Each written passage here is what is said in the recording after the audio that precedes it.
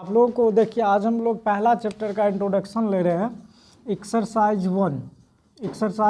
1 जिसका नाम है रिप्रोडक्शन इन क्या चीज़, ऑर्गेनिज्म। रिप्रोडक्शन इन ऑर्गेनिज्म, जिसको हम लोग हिंदी में कहते हैं जीवों में जनन।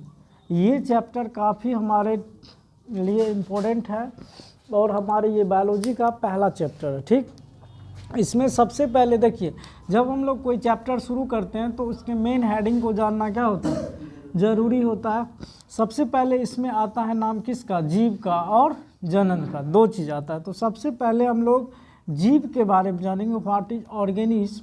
तो इस दुनिया में जितने भी लिविंग थिंग्स होता है, जितने भी क्या होता है, लिविंग थिंग्स होता है, सभी लिविंग थिंग्स क्या कहलाती है, जीव। और हम लोग बचपन से पढ़ते आ रहे हैं कि लिविंग थिंग्स का प्रमुख नेचर क्या होता है, रिप्रोडक्शन। क्या होता है, रिप्रोडक्शन मतलब होता है जनन।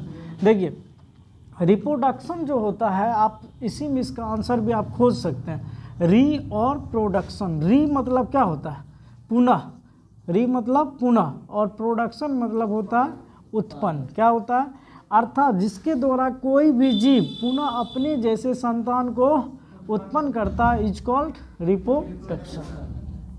समझ गया, कोई दिक्कत। अब इसमें सबसे पहला क्वेश्चन आता है कि जीव रिप्रोडक्शन क्यों करता है, बताइए क्यों करता है कोई भी जीव रिप्रोडक्शन।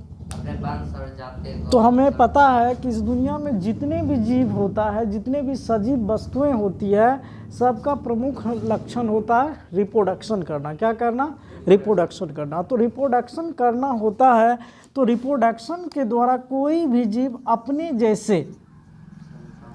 जैसे छोटे छोटे संतान को क्या करता है, उत्पन्न करता है, जिस प्रोसेस को हम लोग कहते हैं रिप्रोडक्शन। अब जरूरी क्यों है, आपके एनसीईआरटी क्वेश्चन का पहला क्वेश्चन है कि जीवों के लिए जनन क्यों अनिवार्य है। तो हमें पता है कि इस दुनिया में जितने भी जीव हैं, सभी जीवों के लिए जनन काफ़ी क्या होता है, जरूरी होता है। इसका मुख्य वजह है कि वह अपने जैसे छोटे छोटे संतान को क्या करेगा, उत्पन्न करेगा, फिर वह संतान क्या देगा, अपने जैसे संतान को पुनः क्या करेगा, उत्पन्न करेगा, जिसके कारण जीव का जाति अस्तित्व इस पृथ्वी पर क्या रहेगा, जिसके कारण जीव का, याद रखिए, जीव का वंश जाति और अस्तित्व इस पृथ्वी पर क्या रहेगा, कायम रहेगा। यदि हम लोग रिप्रोडक्शन नहीं करेंगे, यदि हमारे माता पिता यदि रिप्रोडक्शन नहीं किए होंगे, क्या हम लोग होते, क्या अब हम लोग रिप्रोडक्शन नहीं करेंगे तो क्या आगे हमारा जनरेशन जाएगा। तो इस पृथ्वी पर इसी जनरेशन को, इसी जीव को, अस्तित्व को इस पृथ्वी पर बनाए रखने के लिए कोई भी जीव क्या करती है, कोई प्रॉब्लम। अब आ गया ना, जीव रिप्रोडक्शन क्यों करती है, बता सकते हैं ना। चलिए एक चीज़ बताइए, अब इसमें आता है कि जीव जो होता है, इस पृथ्वी पर जितने भी जीव होता है, मीन्स ऑर्गेनिज्म होता है, ये ऑर्गेनिज्म जो होता है, अर्थात ये जो जीव होता है, ये रिप्रोडक्शन में कौन भाग लेता है, पता है, पैरेंट। कौन भाग लेता है, पैरेंट। पैरेंट को हिंदी में कहते हैं पैतृक। क्या कहते हैं, अच्छा बताइए, पैरेंट किसे कहते हैं, आप लोगों को पता होगा, पैरेंट के बारे में बताया गया था, माता पिता। समझो हम बता रहे हैं, जीवों का यह एक कौन बॉडी होता है, एडल्ट बॉडी होता है। कौन बॉडी होता है, जिसमें चाइल्ड को प्रोड्यूस करने की क्या होती है, क्षमता होती है, जिसमें चाइल्ड को प्रोड्यूस करने की क्षमता होती है, उसी को हम लोग कहेंगे पैरेंट। अब नहीं कहेंगे कि माता पिता, माता पिता उसका हिंदी हुआ, पैरेंट अब कहेंगे किसे, तो जिसमें चाइल्ड को प्रोड्यूस करने की क्षमता। क्या 5 वर्ष के बच्चा को हम पैरेंट कह सकते हैं, क्यों नहीं कह सकते हैं, क्यों नहीं कह सकते, क्योंकि उसमें चाइल्ड को प्रोड्यूस करने की क्षमता। तो वैसा जीव जिसमें चाइल्ड को प्रोड्यूस करने की क्षमता आ जाती है, उसी को हम लोग कहते हैं पैरेंट। ओके, समझ रहा है, कोई प्रॉब्लम। अब आता है इसमें, बताइए पैरेंट का कितना part, 2 part. Very good, parent का कितना पार्ट, 2 पार्ट। कौन सा, वेरी गुड, एक मेल पार्ट होता है और एक फीमेल पार्ट होता है। पेरेंट का दो पार्ट, एक मेल और फीमेल। मेल को हिंदी में कहते हैं नर, जबकि फीमेल को हिंदी में कहते हैं मादा। अब देखिए, यदि आपसे पूछा जाएगा व्हाट इज मेल, तो हम लोग ऐसे जानते हैं कि जिसके पास दाढ़ी मूछ होता है वह मेल होता है, जिसको नहीं होता वह फीमेल होता है। ये बचपन से पढ़ते आ रहे हैं ये सभी। देखिए, लेकिन कितना फीमेल को बताइए, कितना फीमेल को दाढ़ी हो जाता है, कितना मेल को दाढ़ी नहीं होता है? क्या वह मेल फीमेल हो जाएगा? नहीं होगा। तो इसका मुख्य वजह होता है कि मेल जो होता है, याद रखिए, मेल हमेशा मेल गैमिट, याद रखिए, मेल गैमिट स्पर्म को रिलीज करता है, उसको मेल कहेंगे। और फीमेल वैसा जीवों का एडल्ट बॉडी होगा जो फीमेल गैमिट ओवम को उत्पन्न करेगी, उसको हम लोग फीमेल कहेंगे। कोई दिक्कत? जैसे मेल में आ जाएगा, देखिए जैसे मेल में आ जाएगा यहाँ पे, मान के चलो मेन। मेन मतलब आदमी, आदमी का फीमेल पार्ट क्या हो जाएगा? ओमेन। ओमेन, क्योंकि मेन के पास मतलब आदमी के द्वारा क्या निकलता है? स्पर्म, और उसके फीमेल के द्वारा क्या निकलता है? समझ गया? इसी टाइप से हम लोग मेल फीमेल को बांटते हैं। तो हम समझ गए। रिप्रोडक्शन में कौन भाग लेता है? पेरेंट। कौन भाग लेता है? पेरेंट जीवों का कौन बॉडी होता है?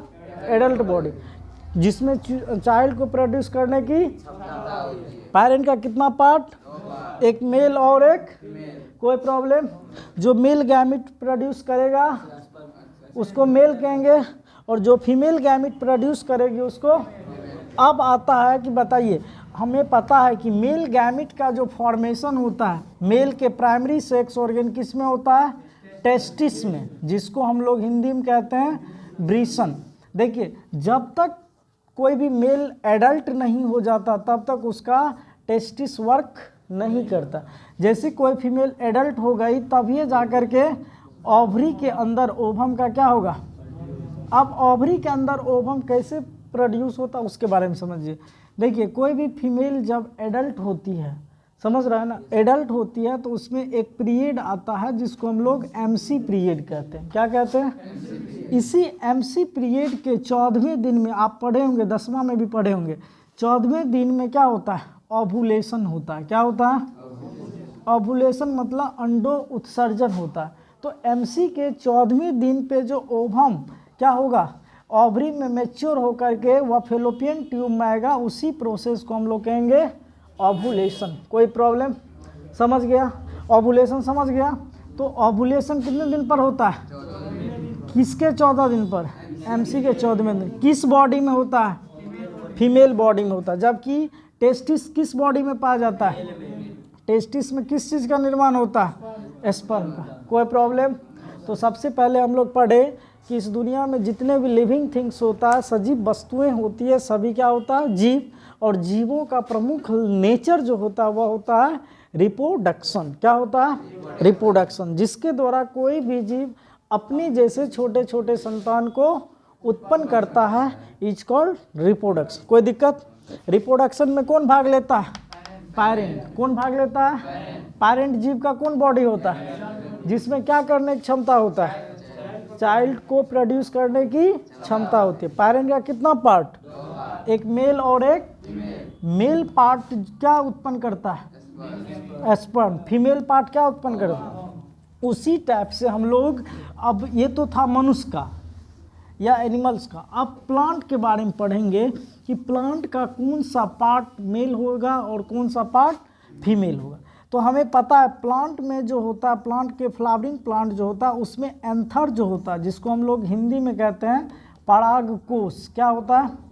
परागकोश। ये उसका मेल पार्ट होता है, जबकि इसके अंदर ओवरी होता है, उसको हम लोग फीमेल पार्ट कहते हैं। आगे पढ़ाएंगे आप लोगों को दूसरा चैप्टर में। जैसे ये फ्लावरिंग प्लांट है तो फ्लावरिंग प्लांट पे ये इस टाइप से एंथर निकला हुआ रहता है, और इसके नीचे में क्या होता है? ओवरी होता है। तो ऊपर वाला पार्ट कौन पार्ट होगा? मेल पार्ट, और ये नीचे वाला फीमेल पार्ट होगा। याद रखिएगा। तो मेल पार्ट, इसी एंथर में मेल गैमिट का क्या होता है? निर्माण होता है। तो प्लांट के मेल गैमिट का नाम क्या होता है? बताइए, मेल गैमिट का नाम प्लांट का क्या होता है? नहीं, मेल उसके तो पार्ट का, सेक्स ऑर्गन का नाम एंथर है।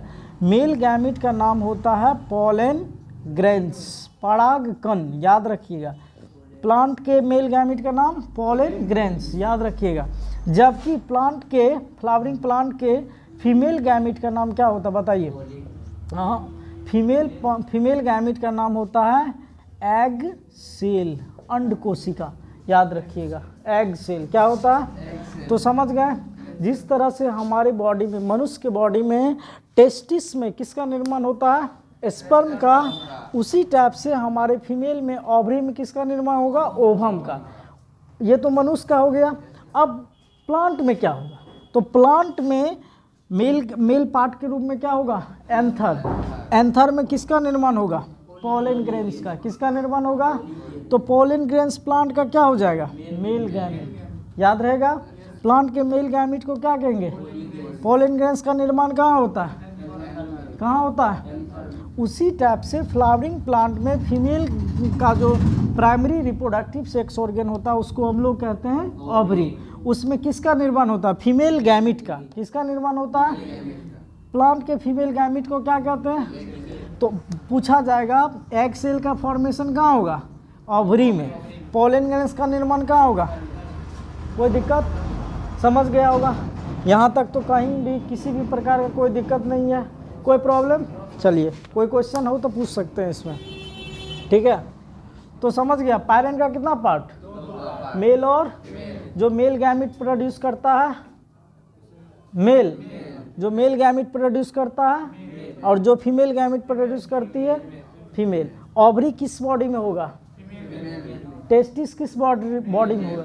प्लांट के किस पार्ट को हम मेल पार्ट कहेंगे? एंथर को। प्लांट के किस पार्ट को फीमेल रिप्रोडक्टिव पार्ट कहेंगे? ये दोनों कौन ऑर्गन है पता है? Primary sex organ. क्योंकि रिप्रोडक्टिव सेक्स ऑर्गन जो होता है वो दो टाइप का, एक प्राइमरी और एक सेकेंडरी। जो गैमिट का फॉर्मेशन करेगा, जिसमें गैमिट का निर्माण होगा, उसको प्राइमरी कहेंगे, और जो गैमिट को फॉर्मेशन होने के बाद जो रिप्रोडक्शन में हेल्प करता है इनडायरेक्ट रूप से, उसको हम लोग सेकेंडरी कहेंगे। गैमिट वही तो बता रहे। गैमिट जो होता है हमारे बॉडी से निकलने वाला, मेल के बॉडी से निकलने वाला स्पर्म के रूप में होता है, जो लिक्विड टाइप से वाइट लिक्विड पदार्थ के रूप में रहता है। स्पर्म के ग्रुप को हम लोग क्या कहेंगे? सीमेन। आप समझ गया? सीमेन, जिसको हिंदी में वीरी कहते हैं, समझ गया। तो वीरी के यूनिट को हम स्पर्म कहेंगे। स्पर्म बहुत सारा रहता है तो उसको हम लोग सीमेन कहते हैं, समझ गया? समझा? तो पॉलन ग्रेन्स का निर्माण कहाँ हुआ? एग सेल का निर्माण कहाँ हुआ? एग सेल किसका गैमिट है? फीमेल गैमिट है। किसका है? प्लांट का। पॉलन ग्रेन्स किसका मेल गैमिट है? प्लांट का। स्पर्म किसका मेल गैमिट है? मनुष्य का। स्पर्म किसका मेल गैमिट है? और ओवम किसका फीमेल गैमिट है? मनुष्य। मनुष्य के फीमेल गैमिट क्या होगा? ओवम। ओवम का निर्माण कहाँ? कोई दिक्कत? चलिए, ये था अभी तक में हम लोग का पेरेंट का पार्ट। पेरेंट का कितना पार्ट? दो, एक मेल पार्ट और एक।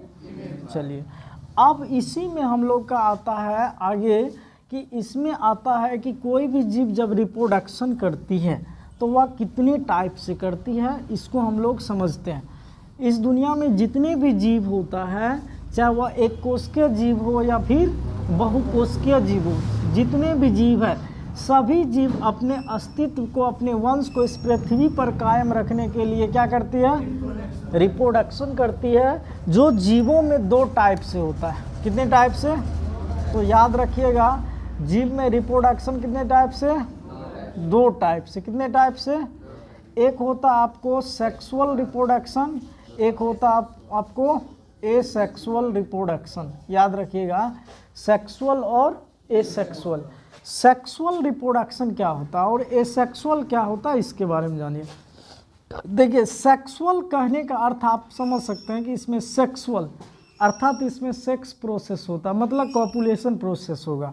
और ए मतलब होता है नहीं, अर्थात जिसमें कॉपुलेशन प्रोसेस नहीं होगा। अर्थात इसमें कितना पेरेंट भाग लेगा? डबल। डबल में कौन सा पार्ट भाग लेगा? मेल और फीमेल पार्ट भाग लेगा। तब जो न्यू चाइल्ड जो प्रोडक्ट होगा उसको हम लोग कहेंगे सेक्सुअल।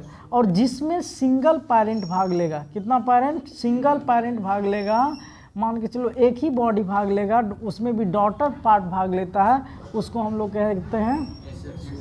इस दुनिया में जितने भी यूनिसेल्युलर जीव है, अर्थात जितने भी एक कोशिकीय जीव है, सभी जीव करता है एसेक्सुअल, और जितने भी मल्टी सेल्युलर जीव है, मतलब समझा, जितने भी बहुकोशिकीय जीव है, सभी जीव क्या करता है, सेक्सुअल। सभी जीव कौन रिप्रोडक्शन।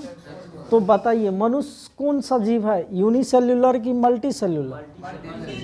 तो मनुष्य कौन रिप्रोडक्शन करेगा, कौन रिप्रोडक्शन करेगा, कोई प्रॉब्लम। और अमीबा कौन सा रिप्रोडक्शन करेगा, एसेक्सुअल, क्योंकि वह एक यूनिसेल्युलर जीव है, कोई दिक्कत। चलिए आज हम लोग चर्चा कर रहे हैं सेक्सुअल रिप्रोडक्शन जीव कैसे करता है उसके बारे में। देखिए सेक्सुअल रिप्रोडक्शन में अभी हम लोग पढ़े, कितने पेरेंट भाग लेगा, कितना पेरेंट, 2 पेरेंट। कितना पेरेंट, कौन सा। तो देखिए जैसे मेल और फीमेल इसमें भाग लिया मैच्योर होने के बाद, ये सभी मैच्योर होता है तभी भाग लेता है। तो मेल से क्या निकलता है बताइए, मेल गैमिट, और फीमेल से कौन गैमिट, फीमेल गैमिट ओवम। अब दोनों आपस में एक साथ जब होता है, मतलब समझ रहा है ना, जब दोनों का शादी होता है तो एक साथ दोनों मिलता है, समझ रहा है ना। तो इस दोनों के बीच एक संबंध बनता है जिसको हम लोग कॉपुलेशन कहते हैं, या जिसको हम लोग शारीरिक संबंध कहते हैं। इस कॉपुलेशन के दौरान स्पर्म निकल करके किसके साथ मिलता है, ओवम के साथ, ओवम के साथ मिलता है। तो जैसे मिलता है, इसी मिलने की प्रोसेस को हम लोग कहते हैं फर्टिलाइजेशन। अब इसमें आता है मेल गैमिट, मेल बॉडी से निकल करके फीमेल बॉडी में मिलती है, मतलब फीमेल गैमिट के साथ मिलती है। तो मेल गैमिट हमेशा क्या होता है, मोटाइल होता है, क्या होता है, गतिशील होता है, क्योंकि वह एक बॉडी से ट्रांसफ़र होकर के, तो मेल बॉडी से ट्रांसफ़र होकर के किस बॉडी में आ रहा है, मेल बॉडी से ट्रांसफ़र होकर के, इसलिए क्या हो गया, मोटाइल। लेकिन फीमेल बॉडी से होता है, मेल में जाता है, नहीं जाता है। तो जब दोनों आपस में मिलता है तो इसी मिलने की प्रोसेस को हम लोग कहेंगे, तो फर्टिलाइजेशन में क्या होगा, sperm male gamete female gamete के साथ मिला, जिस प्रोसेस को, अब फर्टिलाइजेशन जैसे होता है तो इसमें जायगोट का क्या होता है, फॉर्मेशन होता है। जायगोट जैसे विकसित होता है तो इसमें एम्ब्रियो भ्रूण का निर्माण होता है। जैसे एम्ब्रियो डेवलपमेंट करती है तो ये चाइल्ड में क्या हो जाता है, कन्वर्ट हो जाता है, और एक नए बच्चे का पार्चुरेशन प्रोसेस के द्वारा, प्रसव प्रोसेस के द्वारा बच्चा क्या होता है, बाहर आ जाता है, बच्चे का जन्म हो जाता है। तो इस तरह से दुनिया में जितने भी जीव होता है, जो बहुकोशिकीय जीव होता है, अर्थात जो सेक्सुअल रिप्रोडक्शन करता है, कौन रिप्रोडक्शन, जो सेक्सुअल रिप्रोडक्शन करता है, उसमें रिप्रोडक्शन इतने फेज में क्या होता है, कंप्लीट होता है, कोई दिक्कत। अब इसी में कभी कभी क्वेश्चन पूछ देता है, आगे आप लोगों को पढ़ाएंगे कि इस दुनिया में जो सेक्सुअल रिप्रोडक्शन करता है जीव, ये सेक्सुअल रिप्रोडक्शन जो होता है या 3 इवेंट में क्या होता है, कंप्लीट होता है। पहला होता है आपको प्री फर्टिलाइजेशन इवेंट, क्या होता है, दूसरा होता है आपको फर्टिलाइजेशन इवेंट, याद रखिएगा, और तीसरा जो नंबर होता है वह होता है post fertilization event. Pre fertilization होता है निषेचन से पहले की घटना। देखिए निषेचन से पहले की घटना में क्या हुआ, स्पर्म और ओवम दोनों का निर्माण हुआ। तो पहला प्रोसेस प्री फर्टिलाइजेशन जो होगा वह फर्टिलाइजेशन से पहले होगा, इसलिए इसमें 2 प्रोसेस होता है। एक होता है गैमेटोजेनेसिस, अर्थात जिसमें गैमिट का क्या होगा, निर्माण होगा, और दूसरा होगा जब गैमिट का निर्माण हो जाएगा तो गैमिट का क्या होगा, ट्रांसफ़र होगा एक बॉडी से दूसरे बॉडी में। जब तक ट्रांसफ़र नहीं होगा तो क्या फर्टिलाइजेशन होगा, नहीं होगा। तो गैमिट ट्रांसफ़र करने के लिए हमें मेल और फीमेल को एक साथ आना जरूरी है। जैसे गैमिट ट्रांसफ़र हो जाता है तो वह कहाँ मिल जाता है, ओवम के साथ, जिस प्रोसेस को हम लोग जो कौन इवेंट होगा, सेकेंड इवेंट होगा। कौन इवेंट होगा, कौन इवेंट हुआ, समझ रहा है। तो सेकेंड इवेंट में दोनों गैमिट ट्रांसफ़र होने के बाद दोनों का मिलन हो गया, जिस प्रोसेस को हम लोग कहें फर्टिलाइजेशन। और फर्टिलाइजेशन अब आता है कि पोस्ट फर्टिलाइजेशन। पोस्ट फर्टिलाइजेशन क्या होगा? फर्टिलाइजेशन के बाद की घटना। तो फर्टिलाइजेशन के बाद की घटना में क्या सब होगा? जायगोट का निर्माण होगा, एम्ब्रियो का निर्माण होगा और चाइल्ड का फॉर्मेशन होगा। कोई दिक्कत? तो सेक्सुअल रिप्रोडक्शन करने वाले जीव में सेक्सुअल इवेंट कितने फेज में पूरा हुआ? कौन सा? Pre fertilization, fertilization, post fertilization. Pre fertilization हो गया जो फर्टिलाइजेशन से पहले होता है। देखिए फर्टिलाइजेशन से पहले, प्री मतलब होता है पहले, तो फर्टिलाइजेशन से पहले हुआ तो गैमिट का निर्माण होगा। अब मान के चलिए मनुष्य में मेल में गैमिट बन गया, ठीक, क्या जादू से बहुत दूसरे फीमेल बॉडी में चला जाएगा? नहीं, उसके लिए गैमिट को ट्रांसफ़र करवाना पड़ेगा। करवाने के लिए क्या करना होगा? कॉपुलेशन, मेल और फीमेल को एक साथ कॉपुलेशन करना होगा, मतलब शारीरिक संबंध करना होगा। उसी पीरियड के दौरान मेल बॉडी से क्या निकलता है और कहाँ मिल जाती है? ओवम के साथ, जिस प्रोसेस को कब याद रहेगा ना? फर्टिलाइजेशन कौन घटना होगा? सेकेंड घटना। और थर्ड घटना में क्या होगा? जायगोट, एम्ब्रियो और कोई दिक्कत, कोई प्रॉब्लम? यहाँ तक समझ गए? अब क्या बोलते हैं? क्या प्री फर्टिलाइजेशन क्या होता है? प्री फर्टिलाइजेशन को हिंदी में कहते हैं निषेचन से पहले की घटना। देखिए निषेचन हो रहा, निषेचन से पहले की घटना में क्या होगा? स्पर्म और ओवम का निर्माण होगा, अर्थात पहले गैमिट का निर्माण होगा। ये दोनों क्या है? गैमिट है। गैमिट का निर्माण हो गया, मेल बॉडी में स्पर्म बन गया, फीमेल बॉडी में, तो अब दोनों बना हुआ है। क्या बना हुआ है? तो बच्चा प्रोडक्ट हो जाएगा। उसके लिए दोनों को एक साथ आना होगा ना। तो जैसे दोनों एक साथ आता है तो इसी प्रोसेस को गैमिट ट्रांसफ़र कॉपुलेशन के दौरान ही होता है, जिसमें मेल बॉडी से स्पर्म निकल करके फीमेल बॉडी के ओवम में जा करके फर्टिलाइजेशन कर जाता है। समझ गया? अब जिस प्रोसेस को क्या कहेंगे? अब फर्टिलाइजेशन इवेंट सेकेंड हो गया। और अब आता है पोस्ट फर्टिलाइजेशन, फर्टिलाइजेशन के बाद की घटना। इसमें जायगोट, एम्ब्रियो और चाइल्ड का क्या होता है? प्रोडक्शन। आगे आपको बहुत डिटेल्स में पढ़ाएंगे आगे भी कि अब यहाँ पे स्पर्म का जो गैमेटोजेनेसिस पढ़े हैं, तो अब गैमेटोजेनेसिस कैसे होता है, जीवों में ये गैमिट का निर्माण कैसे होता है, ये सब के बारे में हम लोग पढ़ेंगे। तो देखिए जितने भी इस दुनिया में जीव होता है, जितने भी जीव होता है, सब जितने भी सेक्सुअल रिप्रोडक्शन करने वाला जीव होता है, सभी सेक्सुअल रिप्रोडक्शन करने वाला जीव में क्या होता है? गैमिट का निर्माण होता है। वह किस ऑर्गन में होता है? अभी बताया गया था, प्राइमरी सेक्स ऑर्गन में। किस ऑर्गन में? तो मनुष्य के पास प्राइमरी सेक्स ऑर्गन दो ही होता है, एक मेल में पाया जाता है और एक फीमेल में। मेल में टेस्टिस के रूप में पाया जाता है, जबकि फीमेल में ओवरी के रूप में पाया जाता है। टेस्टिस क्या होता है आपको पता होगा? मेल के दोनों जंघा के बीच जो गोलाकार वाला पार्ट होता है उसी को हम लोग टेस्टिस कहते हैं। और ओवरी फीमेल के यहाँ जो किडनी होता है जस्ट उसके नीचे दोनों साइड में रहता है, उसी को हम लोग क्या कहते हैं? ओवरी कहते हैं। उसी में ओवम का क्या होता है? तो अब आता है कि गैमेटोजेनेसिस क्या होता है। तो गैमिट का जो फॉर्मेशन होता है वह प्राइमरी सेक्स ऑर्गन में होगा और जर्म सेल के द्वारा होगा, और उसमें म्यूसिस सेल डिवीजन होता है, जिसके कारण पूर्ण क्रोमोजोम संख्या क्या होता है? आधी क्रोमोजोम संख्या में क्या होता है? टूट जाता है। पहले 2n होता है, जैसे म्यूसिस करता है तो n और n में टूट गया, तो n और n में टूट गया तो इसको हम हैप्लॉइड क्रोमोजोम, हैप्लॉइड। तो ये जो n हुआ यह क्या हुआ? गैमिट हुआ। क्या हुआ? गैमिट हुआ। ये भी क्या हुआ? गैमिट हुआ। अब देखिए जैसे 2n आया तो XY दोनों है, XY पहले XY दोनों है, तो जैसे इसमें म्यूसिस होगा तो X अलग हो जाएगा, Y इसके पास 46 होगा तो इसके पास कितना हो? तो कभी कभी क्वेश्चन पूछ देता है कि मनुष्य में मेल गैमिट में क्रोमोजोम की संख्या कितना होता है, तो सब लड़का को याद होता है 46। वह ये नहीं समझता है कि ये आखिर ये गैमिट क्या है, सीधा वो समझता है कि मनुष्य के में मेल गैमिट में क्रोमोजोम की संख्या कितना, तो सीधा लड़का को पता गया मनुष्य में मेल गैमिट क्रोमोजोम की संख्या पूछ रहा है ना, तो वो सबको, एक बच्चा को भी याद है कि मनुष्य में क्रोमोजोम की संख्या वह 46 मार के आ जाता है। रे बाबू कितना मना गया?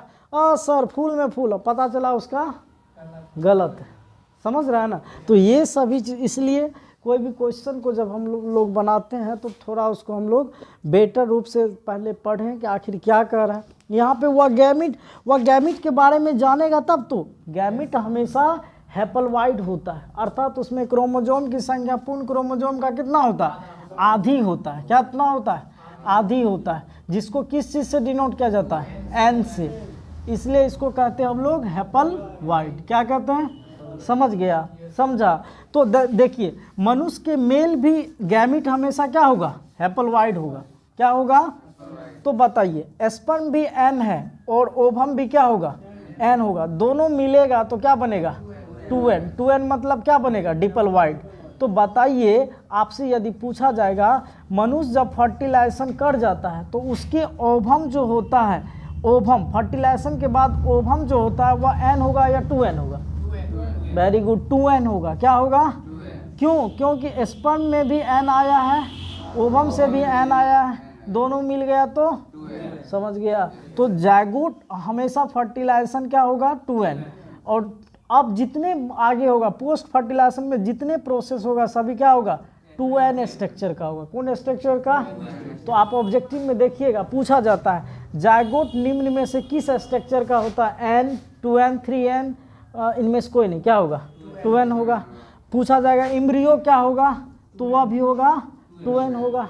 समझ गया। अभी हम लोग क्या है, 2n है, लेकिन हमारे बॉडी से जब वह गैमिट बन जाएगा, स्पर्म, एक स्पर्म निकल जाएगा तो वह स्पर्म क्या होगा, n होगा। क्या होगा, समझ गया।